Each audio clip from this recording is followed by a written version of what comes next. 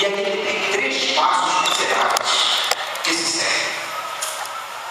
Porque ele desviou o foco de Jesus e ficou reparando na força do vento. Primeira coisa que ele teve, o primeiro passo negativo dele, que está no texto, foi o quê? Quem achou? Teve medo. Está aí, versículo 30. Reparando, porém, na força do vento, teve medo.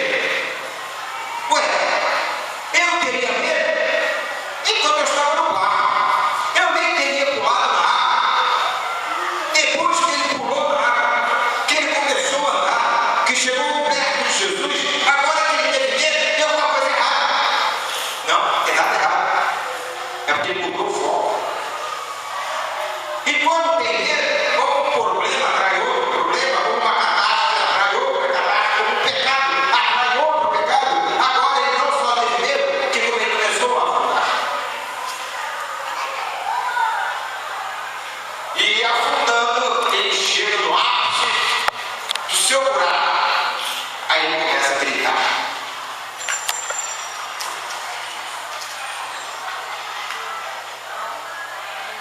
O dilema, há um dilema, amados irmãos, entre fé e incredulidade. Todos nós, todos os dias, somos submetidos a atos de fé e a atos de incredulidade. Ou melhor, se você quiser, todos os dias nós somos submetidos a atos de fé, mas também podemos responder com atos de incredulidade. Ou vocês acham que os heróis da fé que figuram lá no livro de Hebreus 11 estão lá por acaso? Eles tiveram ocasiões e tiveram que demonstrar. E eles foram adiante. Eles não pararam no meio do caminho. Por isso, irmãos, eu penso que a fé e a incredulidade colocam diante de nós 2 portas. Uma é a da fé, que tem degraus que me levam para cima.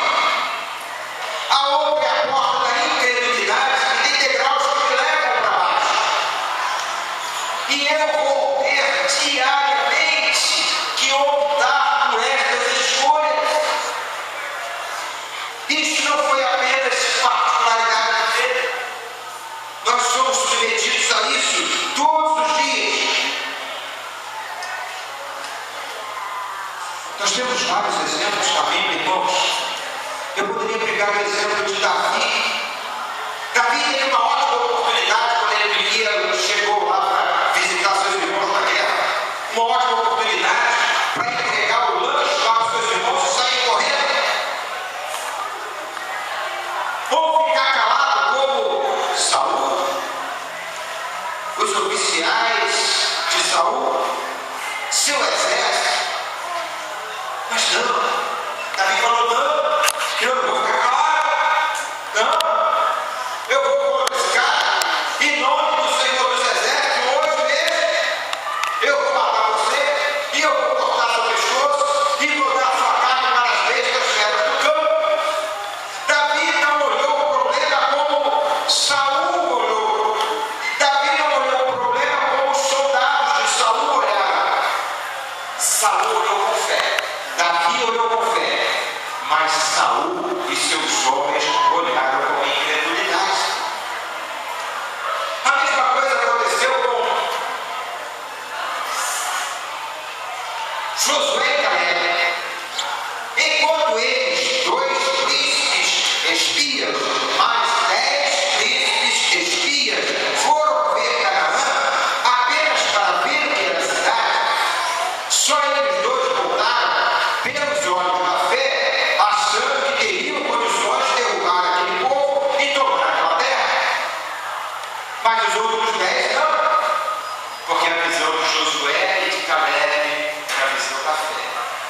Mas a visão dos espias, outros 10, era a visão da incredulidade.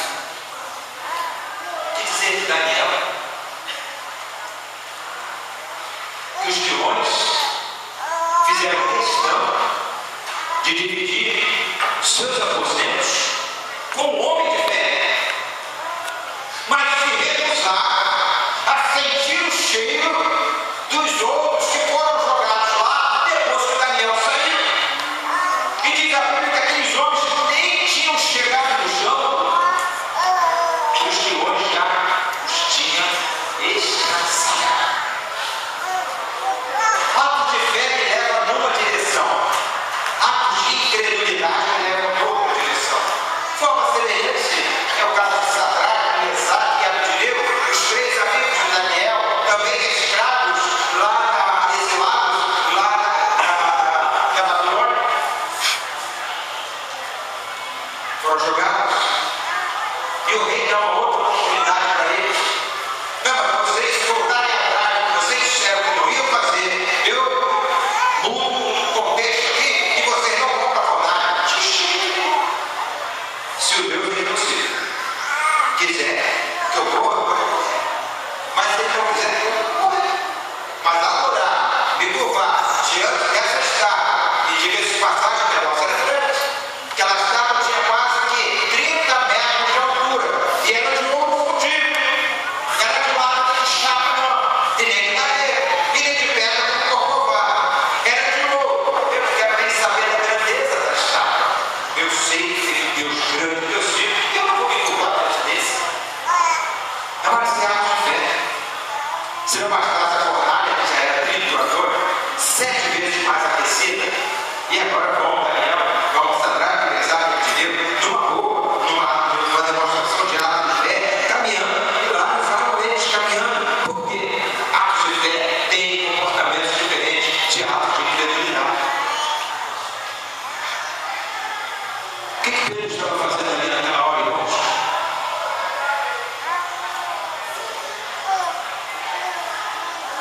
Tem uma coisa que é importante que eu preciso falar para você.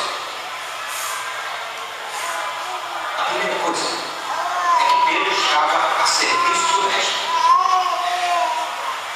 Eles tinham acabado de estar com Jesus lá na multiplicação dos pães. Uma linguagem diferenciada, porém não matéria, não apócrifa, vamos dizer, eles tinham acabado o culto e eles estavam indo para casa.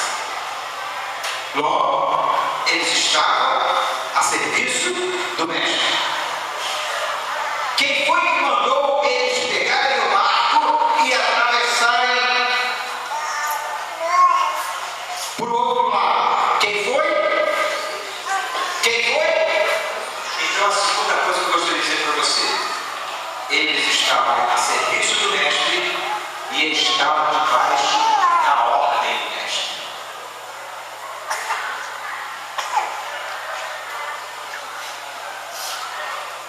Então está alguma coisa errada, porque pela primeira vez eu vejo o mestre enfiar seus discípulos numa fogada.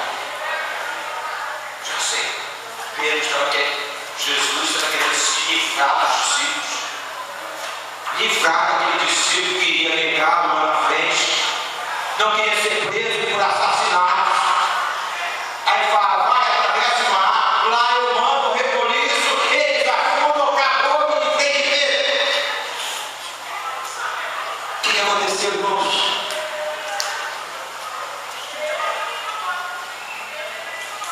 Eu gostaria de chamar a sua atenção. Eles estavam debaixo, eles estavam servindo ao Senhor, eles estavam debaixo da ordem do Senhor. Então o que estava de errado? Não havia nada de errado, irmão. Eles estavam sendo submetidos à peste. Pedro estava sendo testado. Deus não queria apenas alguém ao seu serviço, lhe sendo obediente. Isto não é muito difícil de ser, muito embora ande embaixo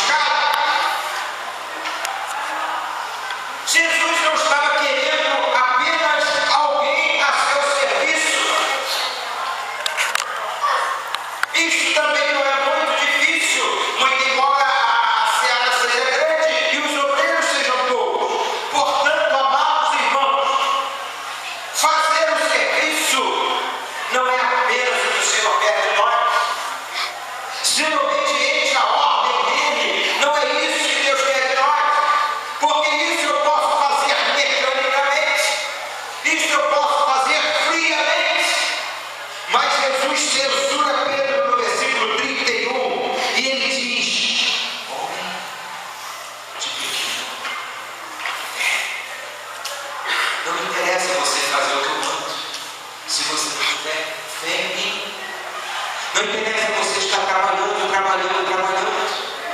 O Evangelho não vai prosperar só porque você está trabalhando, mas se você estiver trabalhando e tiver fé, o Evangelho não prospera porque você está debaixo da ordem.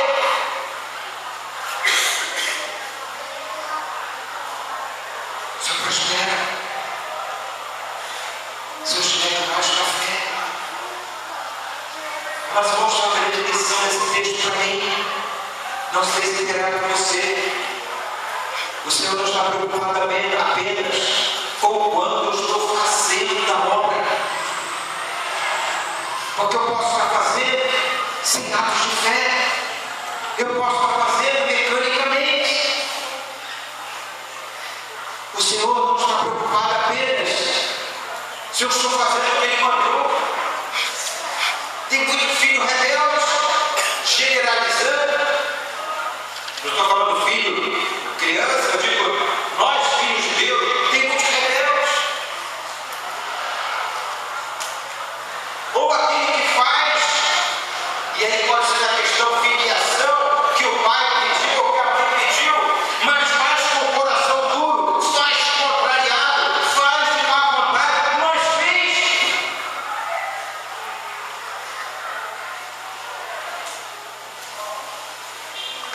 Sabe que você tem uma conta da Light para pagar? Aquela tem uma conta da Light para pagar? Aí você vai no caixa do banco e paga a conta com o dinheiro roubado. A Light vai recusar o pagamento da sua conta? Vai continuar com o débito lá porque você pagou a conta com o dinheiro roubado? Mas se você quer esse mesmo dinheiro e trazer para dízimo para a casa do Senhor, oferta, você acha que Deus vai aceitar? Isso é para você ver a diferença dos homens para Deus. O Senhor não quer trabalhar comigo, nem trabalhar com você, com atos mecânicos de suposto trabalho ou de suposta subordinação. O Senhor quer trabalhar comigo, o Senhor quer trabalhar com você, mas Ele quer ver declarações de fé, Ele quer ver comportamento de fé, quando a situação ficar esquisita como é. O Senhor não quer ver alguém que esteja trabalhando, alguém que esteja debaixo da ordem dele, e na hora da crise, na hora do teste, na hora do problema, na hora da angústia, dá passos para frente e dá passos para trás. Foi o que Pedro fez. Pedro deu 3 passos para frente e deu 3 passos para trás. Como é que você tem olhado a força do vento? Você tem reparado na força do vento? Você tem acariciado o problema como fizeram os 10 espias? Porque se você estiver acariciando o tamanho do problema, você vai afundar. Se você ficar reparando o tamanho do problema, porque quando nós estamos reparando, os espias fizeram, os caras são grandes. Nós, perto deles, nós somos que nem gafanhotos. Nós somos assim, e eles são grandões. Sabe por quê? Eles estavam comparando os habitantes de Canaã com eles. Os habitantes de Canaã eram homens de guerra, e eram gigantes. E eles não eram tão de guerras assim, e não eram tão gigantes assim. Então, quando os espias começaram a olhar o tamanho do adversário e olhar para o tamanho deles, pela experiência do adversário, pela experiência deles, pelo número de soldados do adversário e pelo número deles, falaram, vamos correr em silêncio, isso é uma coisa muito esquisita. Mas se eles tivessem comparado, como Davi comparou, Davi fez o contrário. Ele viu Golias como um gafanhoto e viu Deus como gigante. Queridos, o grande problema é como eu tenho visto o tamanho do problema. Porque se eu comparar o problema com as minhas forças, eu vou afundar.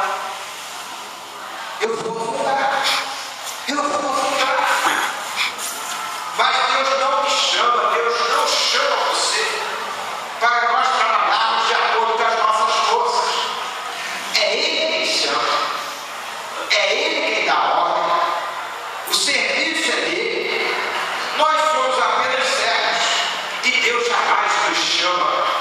para nos enfiar numa furada. Isso nós podemos esperar dos homens, isso podemos esperar das pessoas, mas nunca podemos esperar que o Senhor faça isso conosco. Não olhe para a força do vento. O problema é difícil. Para quem? Para você? Para mim? Mas quem foi que disse que sou eu que vou resolver o problema? Quem foi que disse que sou eu que vou vencer o problema? Porque se eu que vou vencer e eu que vou lutar, eu não preciso de fé. E se eu não preciso de fé, eu preciso do Senhor. E o que é que eu estou fazendo aqui? E o que é que você está fazendo aí?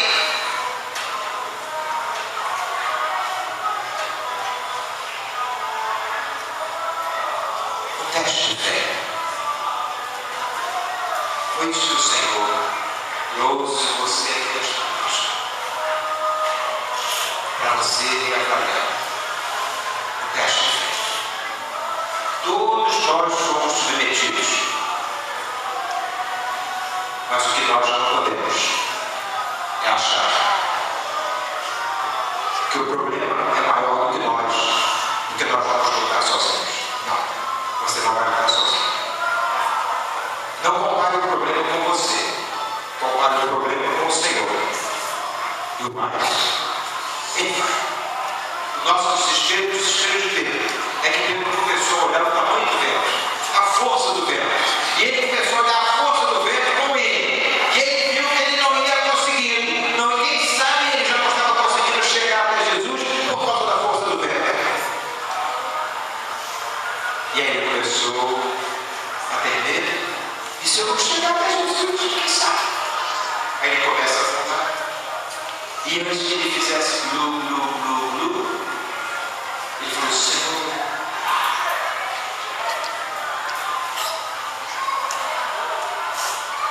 por que você veio aqui? Talvez o Senhor quisesse ensinar alguma coisa para você nessa noite. Quem sabe a força do vento tem derrubado você. Quem sabe a força do vento tem tragado você. Quem sabe a força do vento tem feito você afundar. Mas não é por causa da força do vento.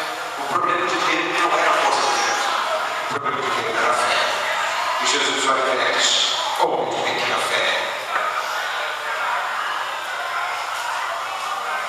O problema de Pedro não era o vento.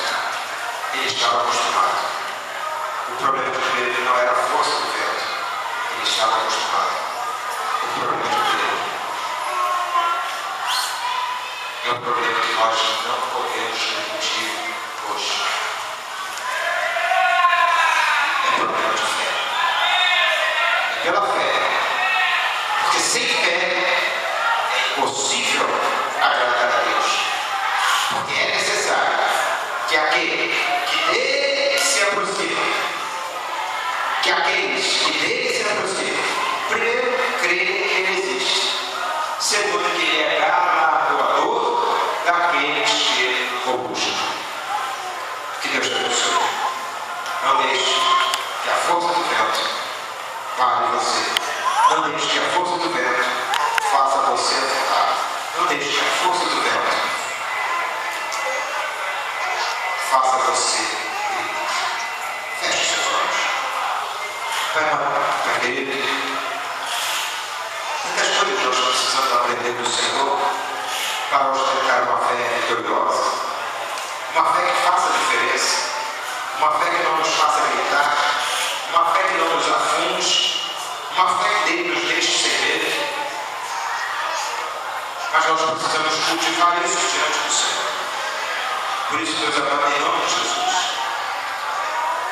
que nós possamos buscar o Senhor.